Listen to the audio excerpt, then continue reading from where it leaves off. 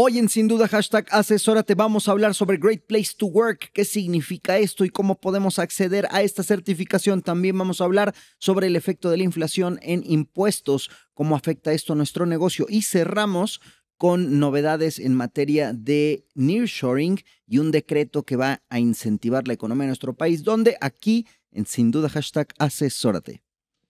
Hola, ¿qué tal? ¿Cómo les va? ¿Cómo andan? Muy buenas noches, bienvenidos y bienvenidas a un programa más de Sin Duda #Asesórate. Yo soy Luis Octavio Valtierra y les saludo en este martes de negocio, donde en este espacio platicamos desde el 98.5 El Heraldo Radio sobre temas relevantes en el mundo empresarial, en el mundo de los negocios, con nuestros invitados y por supuesto con nuestros asesores. En este caso quiero dar la bienvenida a mi querido Jesús Antonio García Romo, asesor de negocios en Garrido Licona y pues un gran amigo.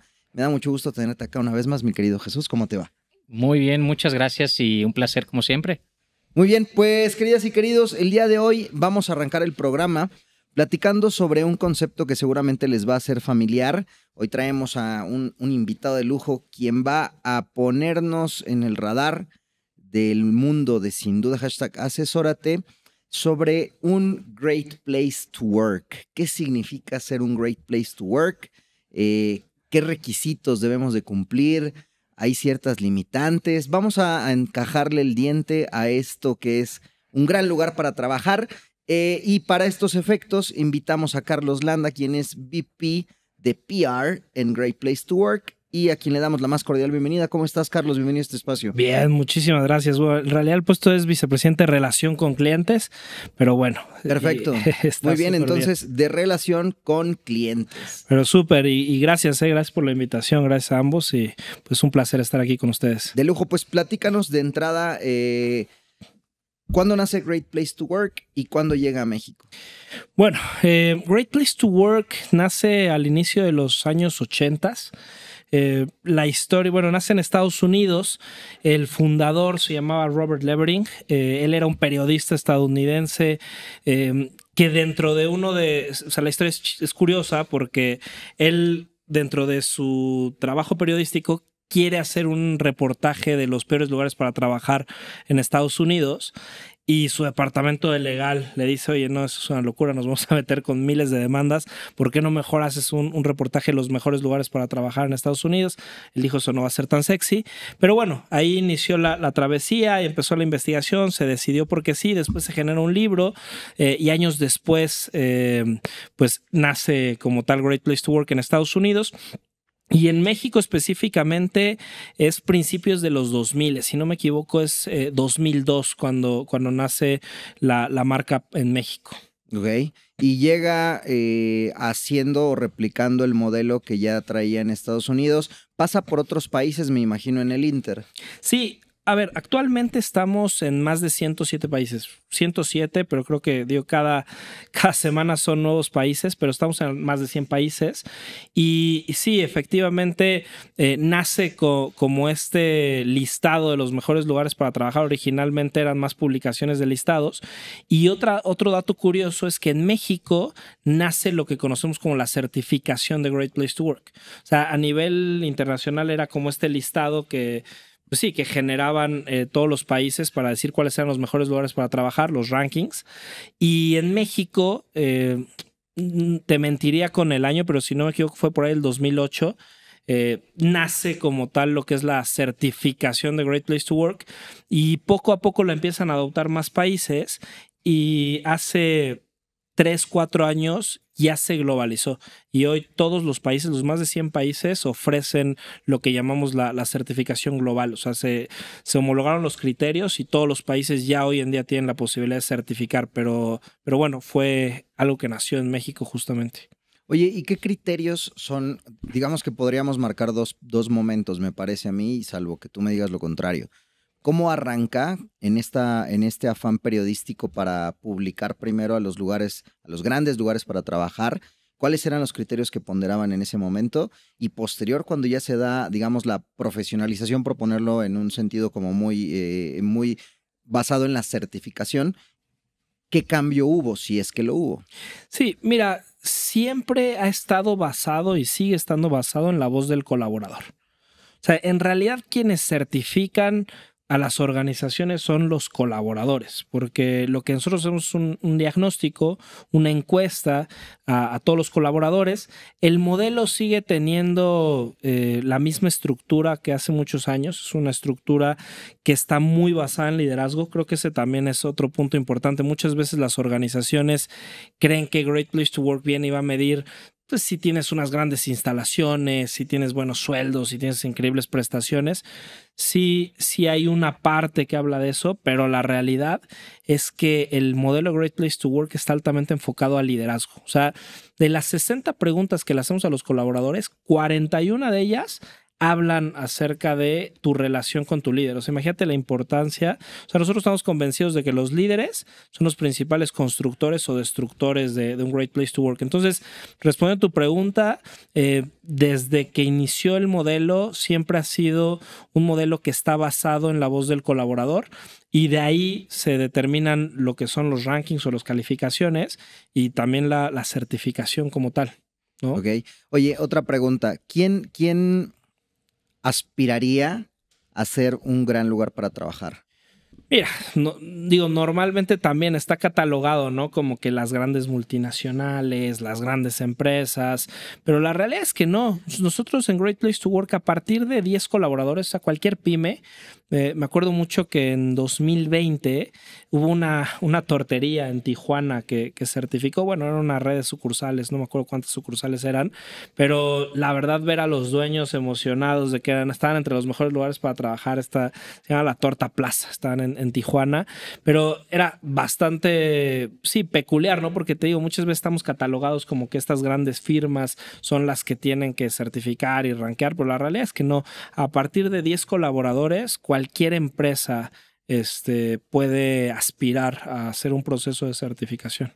Oye, ¿y los criterios, así sea una empresa de 10 o de 1000 colaboradores, son los mismos? Sí, a ver, tenemos empresas de más de 180,000 colaboradores, ¿no? En Great Place to Work en México, específicamente.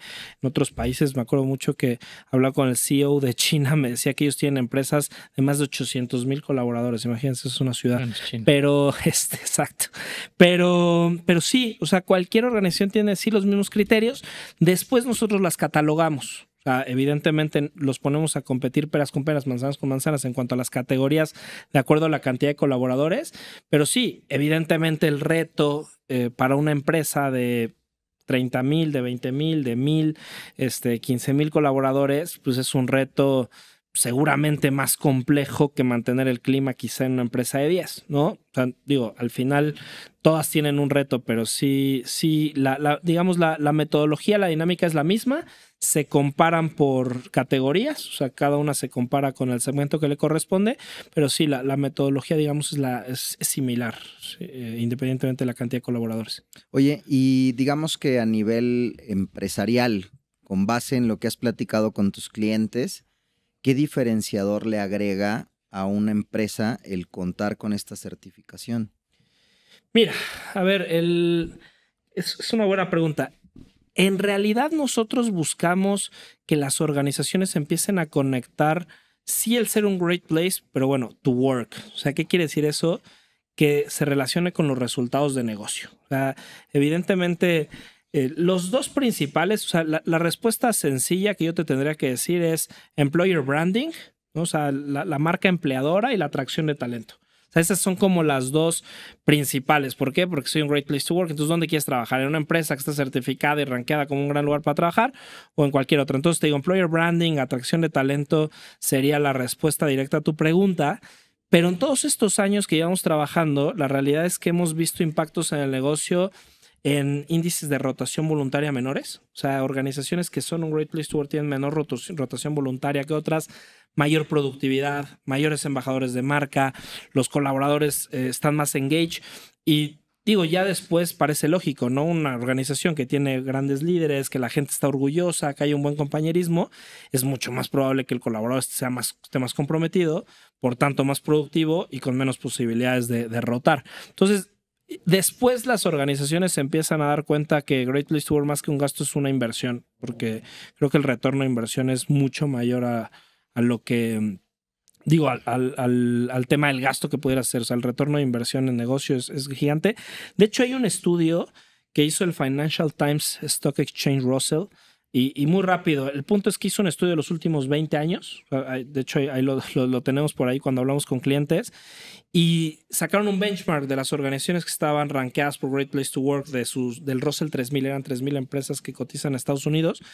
Y el retorno de inversión de las que eran Great Place to Work era 3 veces mayor en los últimos 20 años que el resto de las organizaciones. Entonces, creo que los resultados de negocio son un factor que está altamente conectado al Great Place to Work. Pero tú hablabas hace ratito, hace un momento, del retorno de inversión y hablando de costos, porque al final del día creo que puede llegar a haber una cierta inquietud de la gente a la que puede aspirar a esta certificación entre si realmente el pagar me va a dar la certificación o más bien, oye, tengo que pagar porque tengo que cubrir un costo, pero no necesariamente voy a tener la certificación por el hecho de pagar, ¿no? Hay quienes pueden pensar que pues el que tiene dinero pues paga y tiene el logotipo y ya estoy certificado y puedo decir, ostentarme que soy un Great Place to Work, y la realidad es que ¿es mito o es realidad?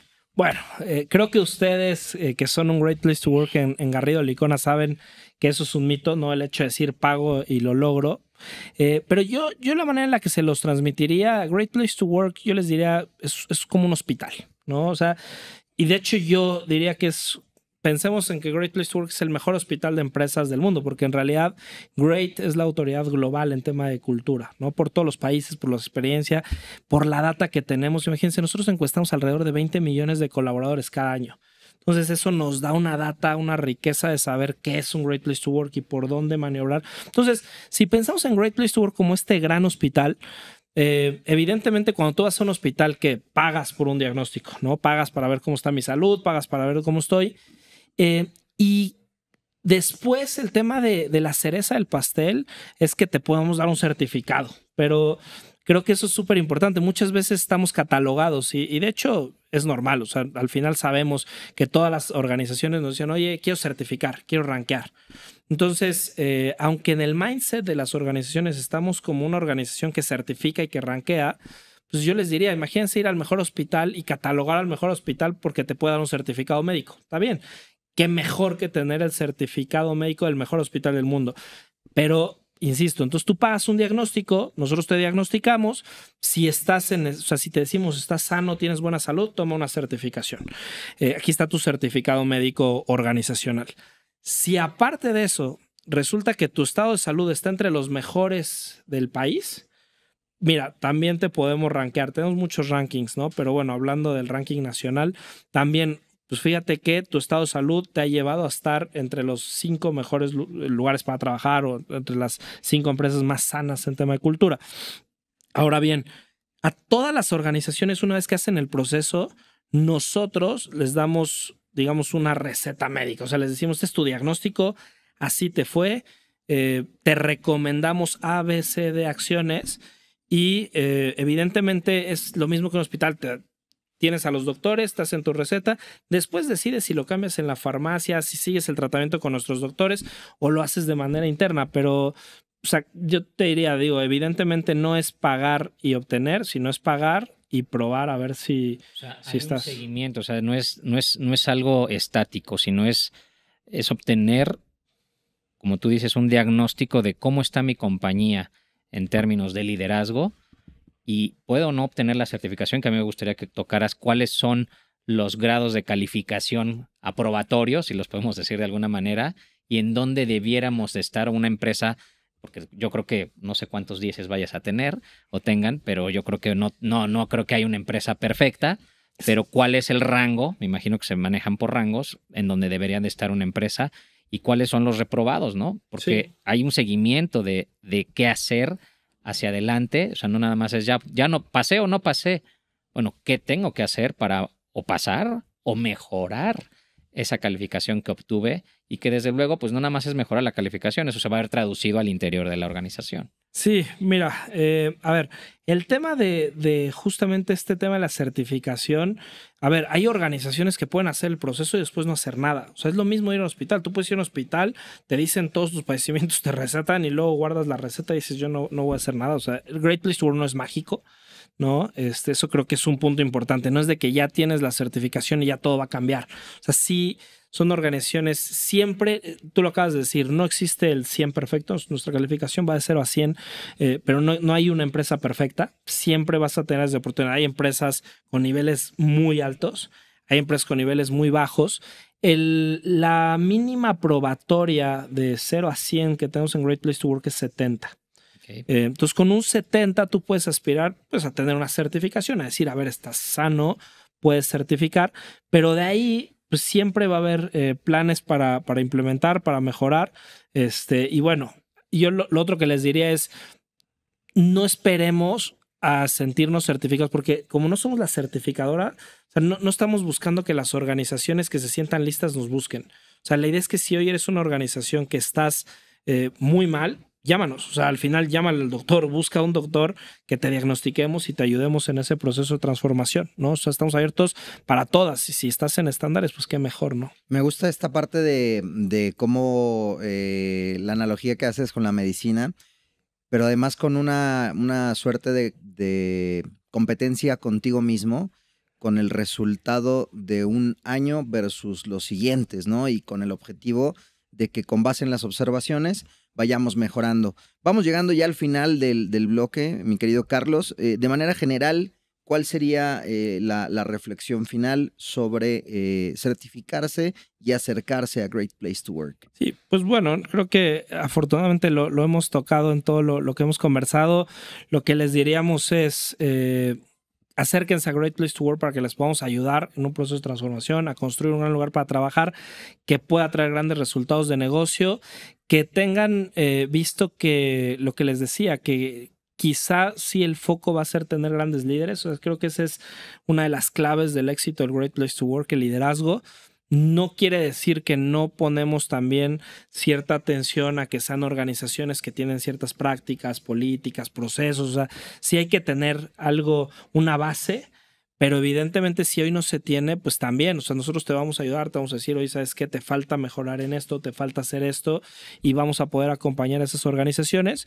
Y bueno, como lo decíamos al inicio, que no hay...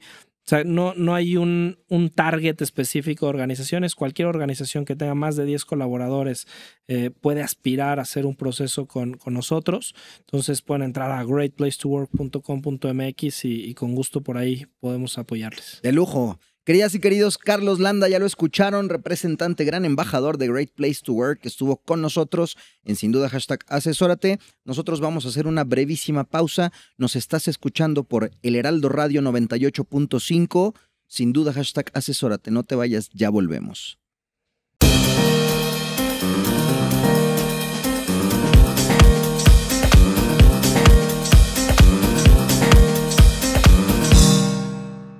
Salvador Garrido Márquez. ¿Qué pasó, mi estimado? Let's agree to disagree. Let's agree to disagree, pero vamos a acordar en que este lunes a las 4 tenemos una cita en Entre Empresarios. Excelente, así que no se lo pierdan, queridos y queridas. Los esperamos aquí en El Heraldo Televisión. Asesórate. Asesórate. Asesórate. Asesórate. Asesórate. Asesórate. Asesórate. Asesórate. Asesórate. Asesórate. No nos cansaremos de decírtelo.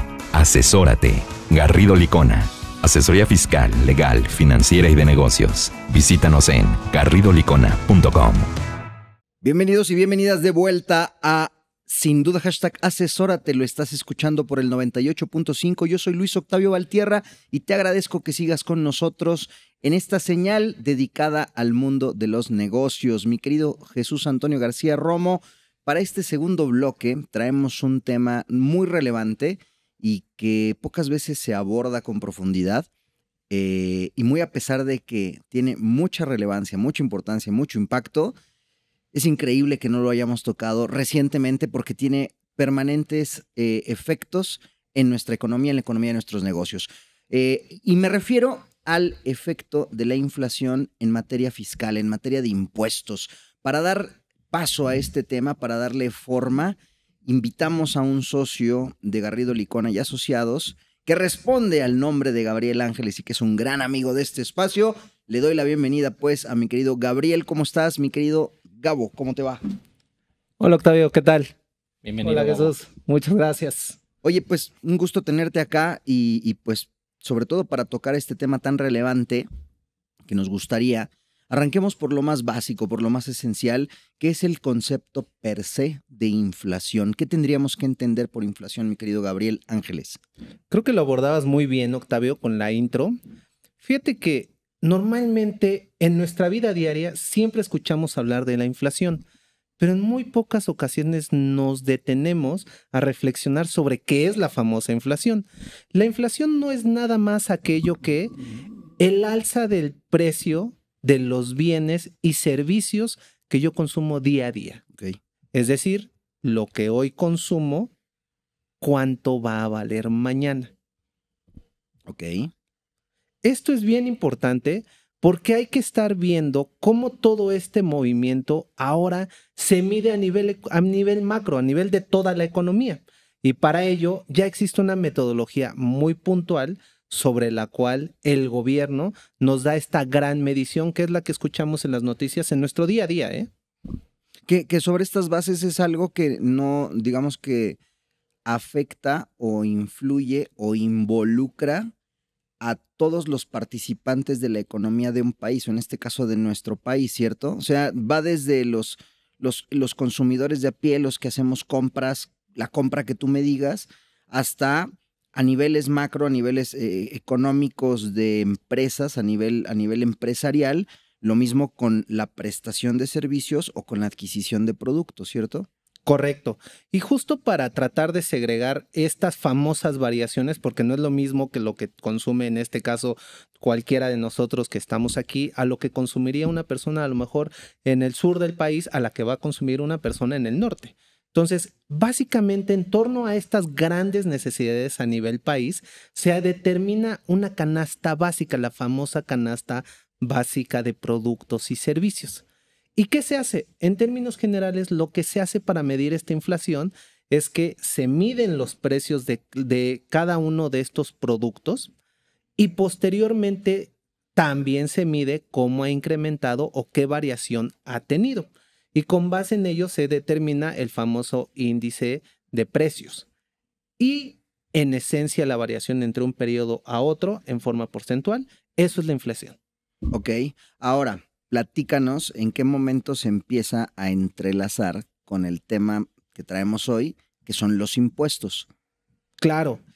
Fíjate que ahí es bien importante y creo que tocabas un punto medular sobre por qué no hemos hablado de esto antes. Pues la verdad es que no lo hemos hablado, no lo hemos tocado tan a detalle, porque ya hoy en día las disposiciones fiscales tienen ciertas metodologías o procesos a través de los cuales van midiendo esta inflación.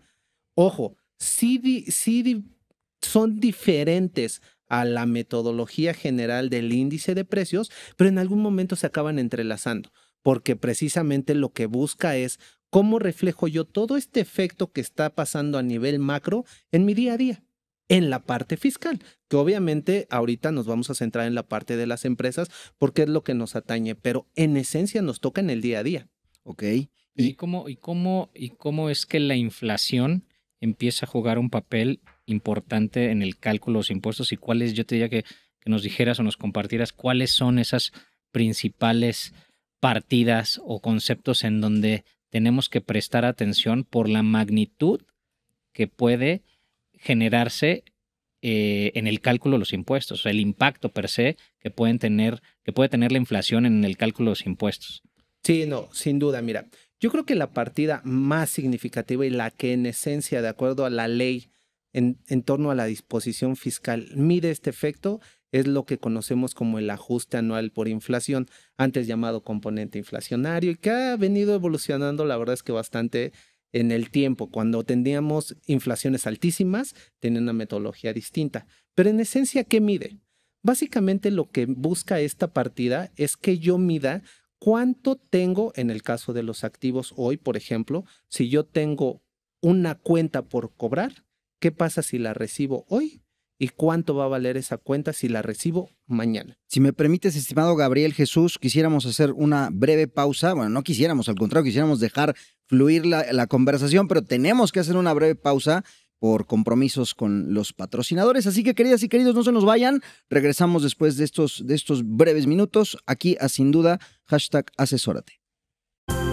El outsourcing no es indebido y no ha desaparecido. Hoy se le conoce como servicios especializados. Lo que es indebido es que tú o tus proveedores no estén correctamente registrados ante la autoridad y no cumplan con los requisitos establecidos. Esto puede traerte consecuencias fiscales, legales e incluso penales. Evita riesgos innecesarios. Contáctanos. GL Working. Working for you. www.glworking.com. Estás escuchando a Jesús Antonio García Romo, a Gabriel Ángeles y a Luis Octavio Valtierra platicando en este espacio titulado Sin Duda #Asesórate, que se transmite por el 98.5 El Heraldo Radio. En el bloque anterior, mi querido Jesús, estábamos haciendo la pregunta a nuestro invitado, Gabriel, sobre el efecto ya directo del tema de la inflación sobre impuestos. Y Gabriel nos estaba dando la explicación del ajuste anual por inflación. Sin embargo, tuvimos que cortarlo por compromisos con los tiempos, pero somos todo oídos, mi querido Gabriel Ángeles. Muchas gracias, Octavio. Sí, mira, el ajuste anual por inflación realmente mide cuál es el efecto que yo tengo tanto en mis derechos de cobro y mis obligaciones de pago y cómo la inflación impacta a estos dos. Si yo hoy tengo que cobrar, cuánto tendría que cobrar mañana y viceversa en el caso de mis deudas. Entonces, en términos generales, ahí es donde tenemos que incorporar este efecto en los cálculos fiscales. De igual forma, tenemos una segunda partida que es la famosa depreciación o depreciación de activos. Ahí lo que nos dice es que un activo que yo adquiero no lo puedo deducir hoy en día en el momento en el que lo adquiero, sino lo tengo que llevar en el tiempo. Obviamente, cuando yo lo tenga que deducir, la propia ley me permite que también le incorpore esos efectos de inflación. Un tercer grupo que también resulta bien relevante es el tema de atributos fiscales. Entiéndase, pérdidas, capital aportado y utilidades que ya pagaron impuestos en su momento. Estos tres elementos, como también no los tomo hoy en día, sino que los voy a estar llevando en el tiempo a un momento futuro, también los puedo incorporar con inflación. Les puedo restituir ese efecto que platicamos que se va perdiendo en el tiempo. ¿Y qué otros conceptos? Digo, esos son conceptos que hoy día están regulados, pero hay algunos otros conceptos que hoy día la propia ley, que no es perfecto, dicho sea de paso, no es perfecta, no considera y que hoy día pudiera estar generándose una afectación a las empresas en el cálculo precisamente de sus impuestos, porque precisamente no contempla que en ciertas partidas o en ciertos conceptos la inflación juegue un papel. Fíjate que en este segundo bloque, Toño, lo que sucede es que hay partidas que no tienen esta dinámica que acabamos de platicar, sino que se quedaron estáticas. Una que es muy representativa, por ejemplo, es el famoso crédito incobrable. El crédito incobrable, lo que nos dice la ley es que si bien hoy yo no puedo cobrar a un cliente, tampoco puedo tomar la deducción, sino que la disposición fiscal me dice que la voy a poder tomar hasta que me resuelvan mediante un juicio que efectivamente tengo derecho a ese cobro. Y es hasta ese momento que yo podría tener ese famoso beneficio. Luego entonces, ya no me pagaron, no la pude deducir en ese primer momento, entiéndase hoy, y en 5 años tampoco le podría poner en estricta teoría el efecto inflacionario. Una partida que también resulta bien relevante es la famosa actualización de inventarios. Ahí, si bien hoy en día la ley me dice que no se debe actualizar, afortunadamente ya tenemos sentencias que nos dicen que sí se debe actualizar, pero también se quedó estática. Y así como estas tenemos otras partidas que nunca la ley me ha permitido actualizar de manera natural para reconocer estos efectos, sino por el contrario, se quedaron anclados al hoy o al momento en el que se pusieron estas disposiciones y ya no tenemos a futuro algún otro efecto. Sí, por ejemplo, en el caso de intereses netos que ya platicamos en programas anteriores, el propio interés neto que no puedes deducir en un ejercicio lo puedes revaluar por inflación hasta el año en el que cumplas con ciertos requisitos para poder tomar esa deducción, pero algo que yo creo que hoy día podría estarse perdiendo de vista, y ahí viene la siguiente reflexión o pregunta que te quiero hacer, es cómo llevamos al terreno de la toma de decisiones empresarial el concepto de la inflación incorporada en los impuestos. ¿Por qué?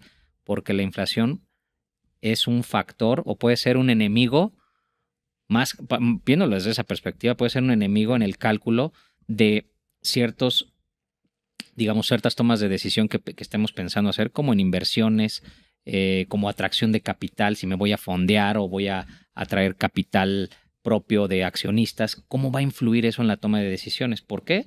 Porque justo la inflación, en el caso de las deudas, hablábamos hace rato de los intereses, pues tengo que excluir, voy a ganar. Si yo tengo una deuda, esa deuda me va a generar un ingreso. ¿Cómo juega esto en la toma de decisiones, Gabriel? Sí, creo que diste en el punto medular de lo que debemos de analizar en torno a la inflación, Toño. Cuando nosotros tenemos proyectos de inversión, debemos de ver el todo, el panorama completo. Entonces, lo que típicamente hacemos es generar estos famosos modelos en los cuales vamos midiendo estos flujos, cómo voy a tener la inversión, incluso cómo estoy buscando percibir este recurso que hoy día necesito para esas inversiones, pero también en torno a todas esas inversiones juega la inflación y algunas otras reglas fiscales que van limitando de alguna manera la deducción que tú vas a tener en torno a ello. Creo que abordabas una muy bien, que es el caso de la famosa deuda. Hoy en día también tenemos una limitante para los intereses, donde en esencia yo tengo un tope y todo lo que vaya encima de ese tope no lo puedo deducir. Y por lo tanto, tampoco me debe de jugar para la inflación. Pero ojo, porque en el futuro me pudiera jugar y en ese famoso futuro, entonces me podría dar un bandazo completamente al revés. Probablemente hoy no lo voy a estar jugando porque no me está generando una deducción, pero en el futuro cuando me juegue, entonces regresamos a un ingreso, ahora sí, que debería de estar tributando. Porque la deuda, o digamos que el préstamo que me está dando origen a deducir o no ciertos intereses, la tengo que excluir. Si en el año 1 no deduzco, tengo que excluir la deuda de ese famoso cálculo de ajuste anual por inflación. Y en 5 años que pensemos que vamos a deducir esos intereses que dejé de deducir en el año 1, pues resulta que tengo que volver a incorporar en mi ajuste anual por inflación esa deuda. ¿Y qué pasa si en ese año la inflación ya está a 2 dígitos? Pues ya me va a generar un impacto muy fuerte fiscalmente hablando. Entonces, lo que en principio se pensaba que tuviéramos una tasa de interés X, pues en realidad terminó siendo una tasa estratosférica. Y cuando lo aterrizas, Toño, esto a los modelos financieros, realmente sí puede ser la diferencia entre que algo sea viable y que no lo sea. Por ello, la importancia de incorporar todos estos elementos fiscales que en muchas ocasiones no se toman en cuenta ya en los cálculos o en los modelos financieros. Otro ejemplo también bien claro es la famosa inyección de capital. Oye, si yo inyecto un capital, ¿realmente debe tener efecto inflacionario? Pues en principio diríamos que no. Pero ojo, porque aquí la forma también es bien importante. Si yo la dejo, por ejemplo, como una aportación para futuros aumentos de capital, esa sí me da efecto. Entonces, esa formalidad juega un papel bien relevante de algo que a lo mejor si nos viéramos a muy alto nivel, si nos quedáramos a un nivel muy por encima, diríamos, es exactamente lo mismo, es una inyección de capital.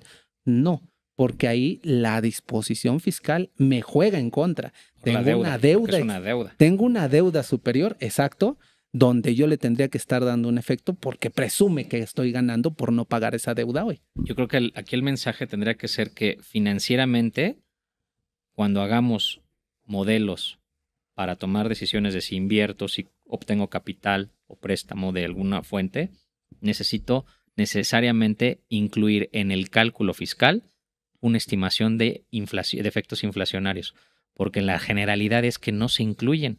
Correcto. ¿Por qué? Porque pues, la inflación, la inflación es muy volátil, puede ser que el día de mañana cambie, aunque hay ciertos controles en la economía que van modelando de alguna manera cómo va a estar la inflación, pero generalmente no se contempla.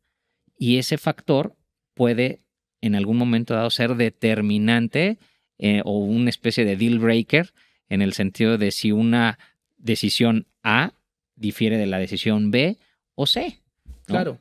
Y viene a bien, Toño, porque también en estos efectos, por ejemplo, puede jugar ahora lo que veíamos en el caso de la deducción de inversiones, ¿no? Oye, a ver, este efecto que voy a tener en el tiempo también lo debería estar incorporando y puede ser también benéfico. Entonces, Claro. al amparo de cómo juegan todas estas limitantes versus beneficios y cálculos puntuales, es donde en ese netting, como bien decías, ya tendríamos que estar teniendo ese nivelador para la toma de decisiones estricta. Y obviamente aquí ya vienen algunos otros factores sobre qué partidas debo de jugar, cuáles no, incluso esquemas de financiamiento. Hablábamos un poco de la adquisición de maquinaria. Oye, a lo mejor me conviene adquirirla o en una de esas me conviene más ir al arrendamiento de esa maquinaria.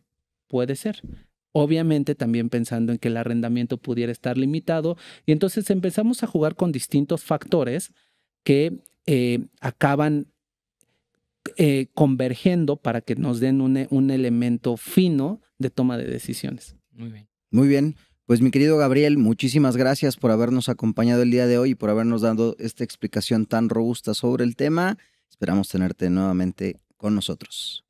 No, hombre, un gusto. Muchas gracias, Octavio. Ustedes, queridos y queridas, no se nos vayan porque vamos a hacer una breve pausa en este espacio titulado sin duda #asesórate, que se transmite por el 98.5 El Heraldo Radio. También nos puedes escribir en nuestras redes sociales, nos puedes encontrar bajo Garrido Licona o como sin duda #asesórate. Así que pues no te vayas, que ya viene el cierre del programa. Vamos a hablar sobre algo que estuvimos aquí tocando de manera muy breve, pero que no ahondamos, le hicimos nada más un guiño. Ya regresamos, 98.5 sin duda #asesórate.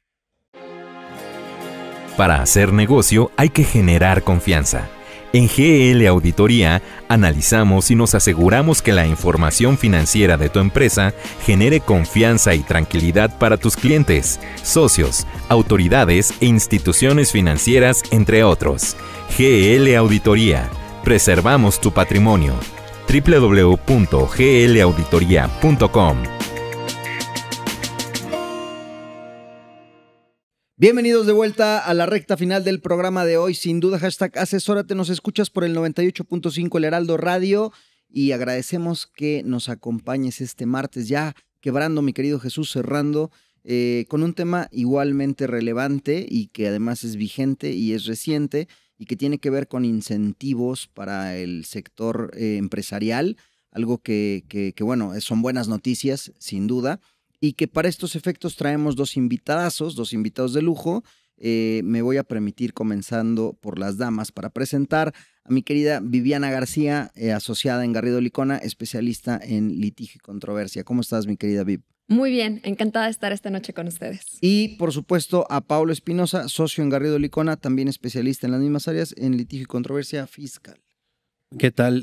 Sumamente complacido de estar de nuevo con ustedes y un saludo a toda la audiencia. Muy bien, pues para ponernos en contexto, mi querido Paolo, ¿qué pasa con estos incentivos? ¿Cuál es su origen y qué fondo tiene? Creo que todos hemos escuchado del fenómeno de nearshoring y en términos generales en lo que consiste es en traer ese centro de producción a la jurisdicción que me quede más cerca para la jurisdicción de consumo. Y este fenómeno comenzó a ocurrir y se acentuó después de la pandemia, en concreto en México, por la cercanía que se tiene con Estados Unidos. Si te pones a pensar que estos dos países comparten una frontera de más de 3,000 kilómetros lineales, pues tarde o temprano iba a ocurrir este fenómeno en México. Y pues bueno, esto no es nuevo y se hace patente con la publicación de un decreto el 11 de octubre, en donde se establecen estímulos fiscales hacia la exportación de algunos bienes que veremos más adelante de México hacia cualquier país. Pero bueno, creo que se va a hacer más latente hacia Estados Unidos. De acuerdo. Mi querida Viviana, ¿cuáles son las particularidades, ya hablando en materia, de estos incentivos? Bueno, estos incentivos, como bien dice Paolo, aplican específicamente para aquellas empresas o personas físicas que se dedican a la actividad empresarial y que exportan al extranjero. El gobierno mexicano puso la mira en ciertos sectores clave o específicos. En esta ocasión es sectores como, por ejemplo, el automotriz, el eléctrico electrónico, el farmacéutico, el de productos o equipo médico, la alimentación humana y la alimentación animal, y algo también bien interesante, la cinematografía. Ok, y bueno, esto, mi querido Paolo, regresando contigo, ¿en qué se basa el incentivo? O sea, ¿y cuál es el fondo detrás de él? Ya nos dijeron a quiénes les aplica, pero ¿cómo aplica? Ok. Radicalmente este decreto tiene dos estímulos fiscales. Uno es proporcionarle a estas empresas que se dediquen a estos sectores clave que mencionó Viviana la posibilidad de deducir de manera anticipada con un mayor porcentaje la adquisición de bienes de activo fijo. Y el otro estímulo fiscal es en dar una deducción adicional a la capacitación, a los gastos de capacitación. Entonces, si tú comparas los porcentajes que existen en la ley del impuesto sobre la renta para deducir los bienes de activo fijo, pues este decreto te da un porcentaje muy superior para llevarte esa deducción en una menor cantidad de tiempo. En eso consiste radicalmente el estímulo. Y este beneficio de poder deducir de manera, digamos que acelerada o inmediata, como le conocemos coloquialmente, ¿cuánto tiempo vaya? ¿Cuál es la vigencia? O sea, ¿son bienes de activo que tengan que ser nuevos? ¿O cuál es la característica peculiar que deben de tener estos activos? Y si hay algunos que están, o sea, cualquier tipo de activo fijo o hay algunos excluidos. Tienes que tomar en consideración varias cuestiones, porque sí tiene que ser sobre bienes nuevos y se considera que son bienes nuevos aquellos que sean usados por primera vez en México. Okay. Y también esos bienes nuevos tienen que ser adquiridos hasta el 31 de diciembre de 2024. Y esos bienes que adquiriste y comenzaste a deducir bajo los beneficios de este decreto, tienes que seguirlos usando por lo menos durante los 2 años siguientes a aquel en que hayas tomado el estímulo. Entonces, son una serie de características que tienes que tomar en consideración hablando de los bienes. Pero fíjate que qué interesante, porque quiere decir que no necesariamente tiene que ser nuevo, etiquetado, sino que lo que están queriendo fomentar es traer del extranjero aquellos, digamos que industrias o equipo que esté siendo utilizado en otros lados, traérselo a México. O sea, no quiere decir que sea nuevo propiamente, lo puede estar utilizando en el extranjero, traértelo cerca de donde está el centro de consumo y producir lo que tengas que producir de acuerdo a los bienes que acabas de mencionar de las industrias correspondientes, ¿no? Entonces, eso es un tema bien interesante. No necesariamente tiene que ser adquirido. Puede ser, oye, me traigo lo que tengo en China, me lo traigo para México, que ahorita está operando, me lo traigo para México porque me queda más cerca de Estados Unidos. Y eso es lo que entra dentro de lo que se considera una inversión. Es muy interesante.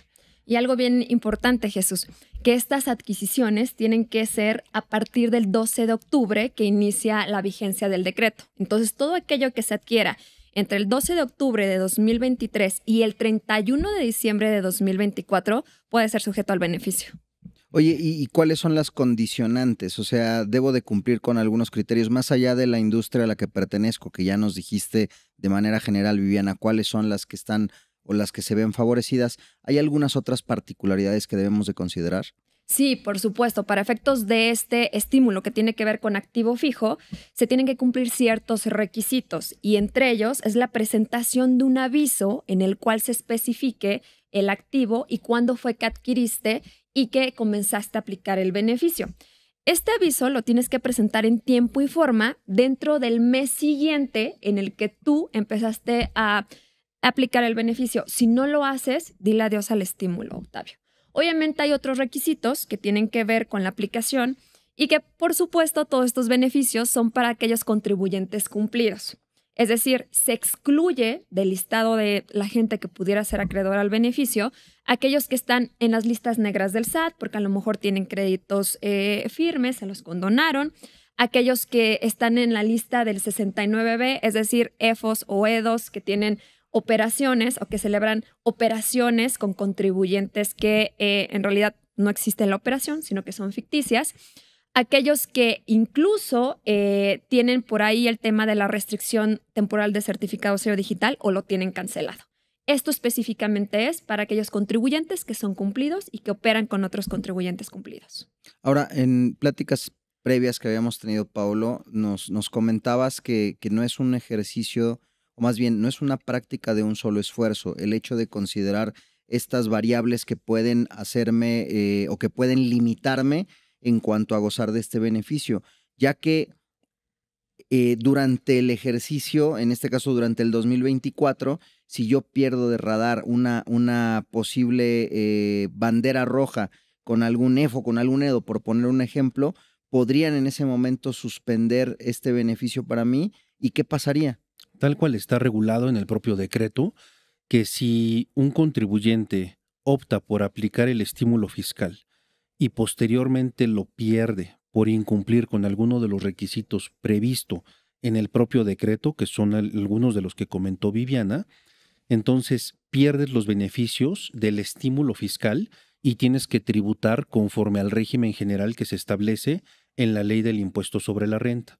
Por lo tanto, cabe la posibilidad, y habría que analizarse, de saber si tendrías que regresar a los porcentajes máximos establecidos en la propia ley del impuesto sobre la renta para deducir estos bienes de activo fijo. Pero lo que sí está regulado es que si pierdes el beneficio tienes que pagar actualización, recargos y multas. O sea, perdón, adelante. No, o sea que si vamos a pensar que yo invierto adquiero una maquinaria o equipo dentro de los próximos 12 meses. Y, no sé, 5 años después ocurre que me suspendieron los sellos o tuve una operación que a lo mejor no con dolo, pero no la pude aclarar en tiempo y forma, una operación que haya tenido con algún EFO y me pretenden suspender.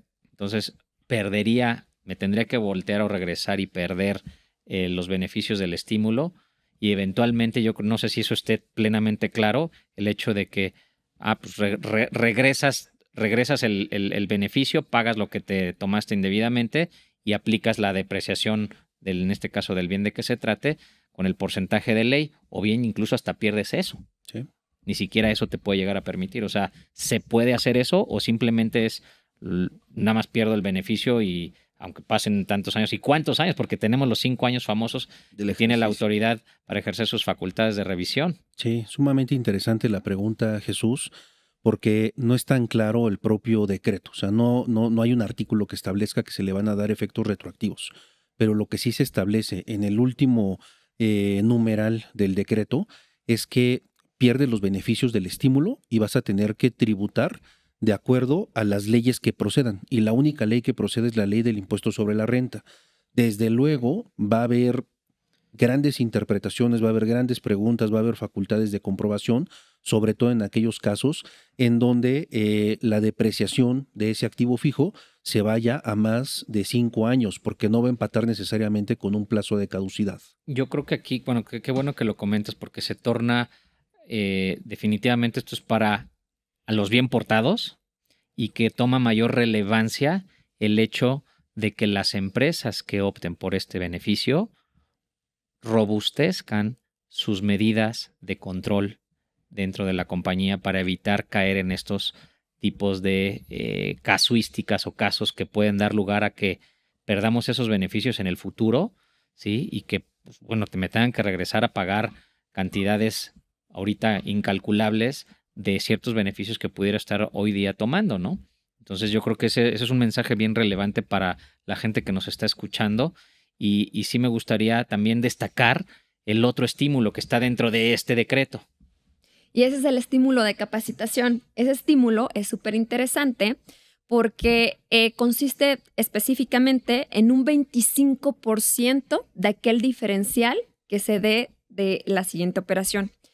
Se van a comparar los últimos 3 años de lo que se invirtió en capacitación, de gasto en capacitación para los empleados, versus lo que se aplique o lo que se gasta en 2023, 24 y 25.